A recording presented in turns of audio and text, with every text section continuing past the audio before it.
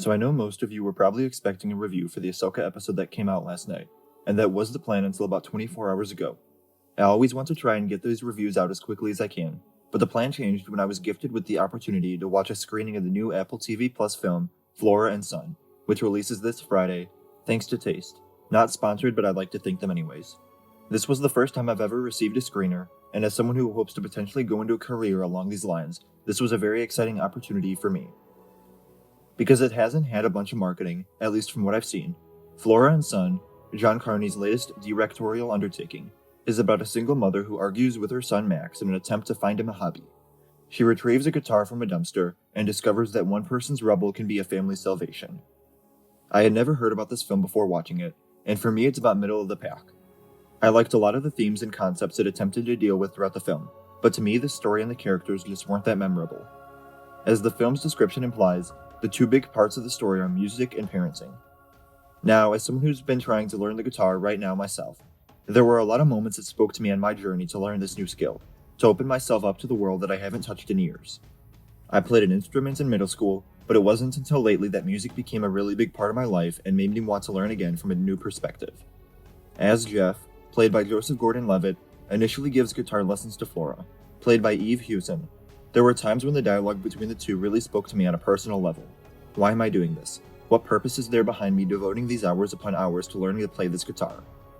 Even though the music itself never stood out to me, it was all for the most part forgettable, which is part due to the electronic genre that much of the film focuses on, which isn't my cup of tea. I still enjoyed the role that music and songwriting had in the story, and the way it finds a way to bring people together. Music has that amazing characteristic to it where it can connect people of different backgrounds and lifestyles, and really show us that we're not alone. There are so many other people going through the same things as us, that have felt the same heartache and pain that we have. And this story does a good job of showing that at times. When I'm dealing with something of the musical genre, ideally there's at least a song or two that I can take away that really resonated with me, that got stuck in my head and makes me want to go listen to it on repeat before going to bed. This film didn't have that at all, so that was part of the reason I found it to be just okay, average in terms of quality.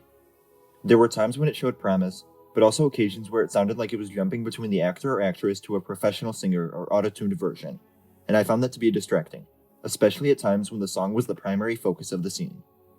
The other major theme dealt with in the film is parenting, the struggles that come with that, balancing dreams that you may have had with the responsibilities of parenthood. Now, I'm not a parent, so I can't connect with it on that same level, but like I think almost everyone has come across at some point or another, I've had to balance relationships with my family and friends, with my work and my own aspirations and things that I'm working towards, like this channel. Flora, the main star of the film, prided herself on going against the grain for her entire life, which can be an admirable thing to do, but it leaves her pregnant at the age of 17 and refusing to get an abortion, which leaves her with Max, with this film set 14 years after his birth.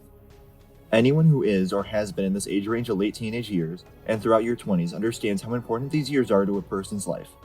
We don't have things figured out, but this is where we learn. Fail, grow. Learn more about the world and ourselves, what we want to become, what we want to work towards. Meet new people, have fun, work on ourselves, become better human beings. Flora and Son shows what happens when a person essentially loses those vital years of their life to raising a child, and I'm sure there are people out there who have dealt with the same thing. There's nothing like being a parent, but it has its consequences, both good and bad. Even though the way this conflict was developed, both externally and internally, didn't really resonate with me on an emotional level like it could have. I think it could have gone deeper at times, but it does a good job of getting the broad strokes, especially near the end. But even more than that aspect of losing those years and with it one's abilities to pursue dreams we have, the main focus when it comes to parenting was the relationships in a broken family. The parents are separated, and the son doesn't particularly get along well with either of them. But like I mentioned earlier, music has that power to bring people together and make them realize how similar they are to one another. There were moments when I thought it was done very well, but also a lot of character development throughout seemed to be all over the place.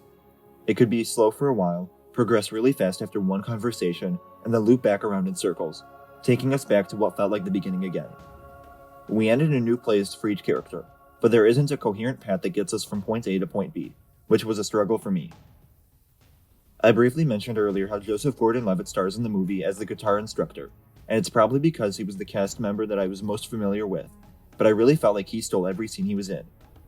Even though it's never outright stated with his character, his performance portrays a life full of pain and aged wisdom, and he was captivating whenever he was on screen. Going more into the technical side of the film before I wrap up, there wasn't much that was good that stood out to me. I feel like there never is for day-to-day films like this. The only thing that most people will notice are the mishaps. I felt the sound design was often inconsistent, and the editing and choice of shots didn't fit at times with what I was expecting. Overall, just a lot more confusing decisions than I would have expected. Times when there were cuts that served no purpose other than to waste time for a song to play, or something like that.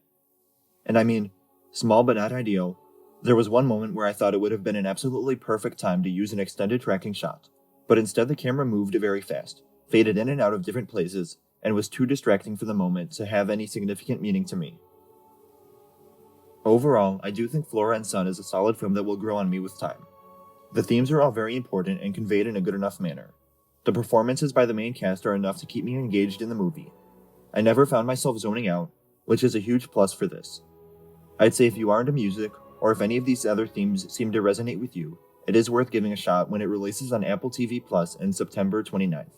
But don't let one lone critic make your decision for you, even if it is me. If this film interests you for whatever reason, give it a shot. Give any story you're interested in a few hours of your life and see if it speaks to you. At worst, you lose a bit of time. At best, you turn that TV off, walk out of that theater a changed person. Let me know if you'll be giving Flora and Son a shot in the comments below, and if you want to see more movie reviews like this. Remember to like the video and subscribe for more reviews, and remember to follow me on Instagram, Twitter, and TikTok. Thank you all for watching, and remember, the Force will be with you, always.